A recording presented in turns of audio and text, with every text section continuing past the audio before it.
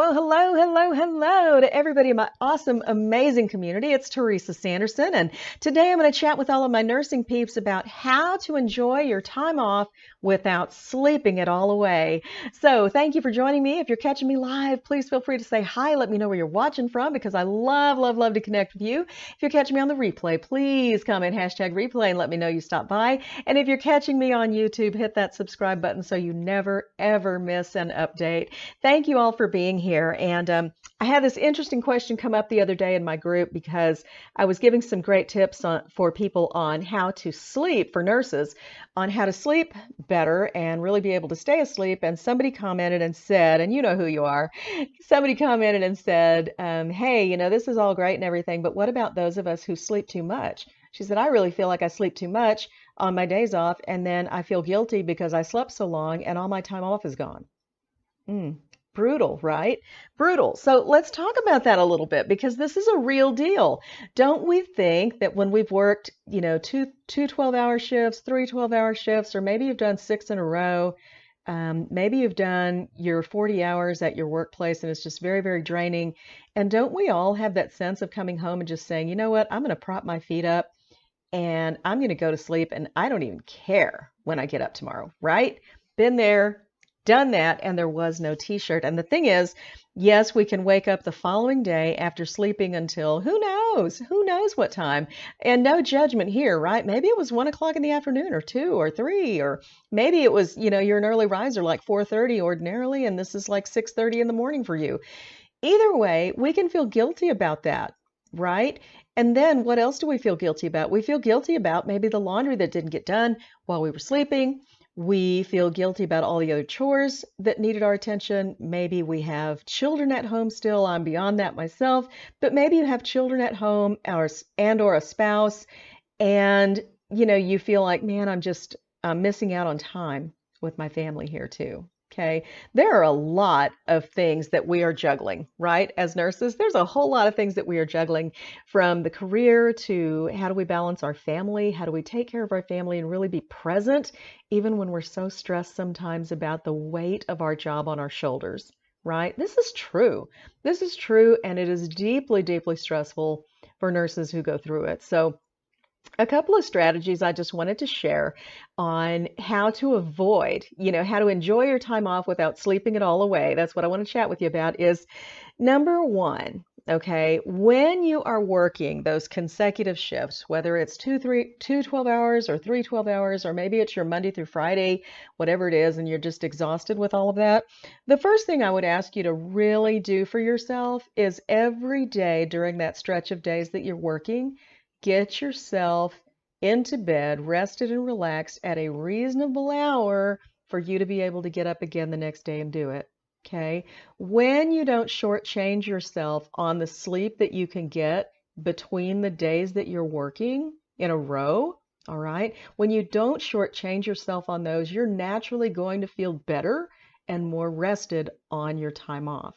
Okay, but if you get home from a 12-hour shift and you stay up 3 or 4 more hours, right, or maybe even later, then you're setting yourself up to come into work the next day already short. You're going to work another 12 hours, and if you stay up another 3 or 4 hours after that shift, do you see what I mean? You're really spinning your wheels. So it's very, very important to plan to enjoy your time off a little bit better by taking good care of yourself on the days that you're working so that you don't feel just totally spent and exhausted on your time off. So that's definitely one strategy to try. The next thing I want you to do is to have a plan and a purpose for your time off, okay? And if you've not yet taken my free 5-day challenge to live your best weekend, I don't care if your weekend is Tuesday and Wednesday during the week, or if it's Saturday, Sunday, whenever it happens to be, and you've got a couple days off, this is a great free challenge, and it's a free training is what it is. You get a lot of video training from me on how to really plan to live that time off and make it the best time that it can possibly be, so that it is time that nourishes and nurtures your soul and allows you to refuel and be ready to go back for more. right? Because there's always more for nurses. There is always, always more. There are more patients ready to come in, more procedures ready to be done, and all of that kind of thing. So I really encourage you to plan for your time off. And so here's what that looks like, just so you know. If you've never really planned like a weekend, a lot of times when we really plan when we're going to take a trip somewhere, if we're going to go, maybe camping for the weekend, oh my gosh, we're thinking about it all week long, aren't we? What are we going to, is the tent ready? I've got to get the chairs. I've got to get, what are we going to need for grilling? I've got to get all this stuff together, get the bathing suits and towels and all of those things, right? So we think about that when the weekend is something special, but I want to challenge you to consider every weekend special. Any time off that you have is special and it's sacred for you, okay?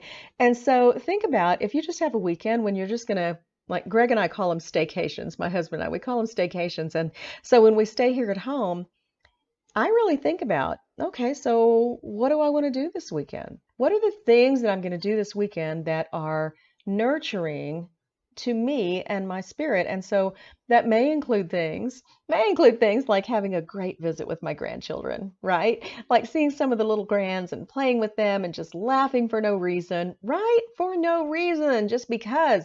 It might include reading a book if I haven't had a chance to read a book. And you know what else it might include? It might include a nap. And if I'm planning in a nap, I jot down on a little pad, when am I going to take that nap? And how long is it going to be? Do I want to sleep for 30 minutes? Do I want to sleep for an hour? Do I want to sleep for 2 hours, right? Because it is your time off and you can do that. If you want to do something special with your children, you can plan that in.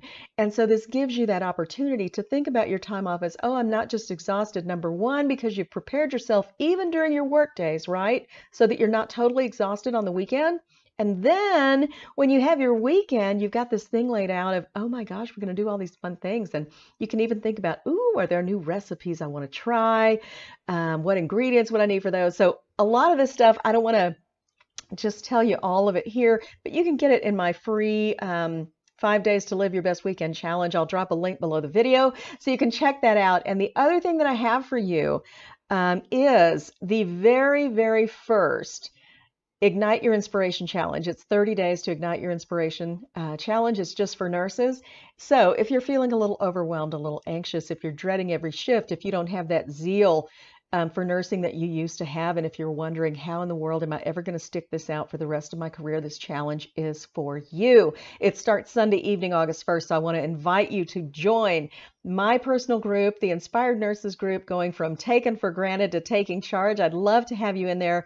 It is a very positive, supportive, uplifting community, and we're waiting for you. So thank you for watching today. I hope you found this helpful, and I will see you again soon. Bye. Well,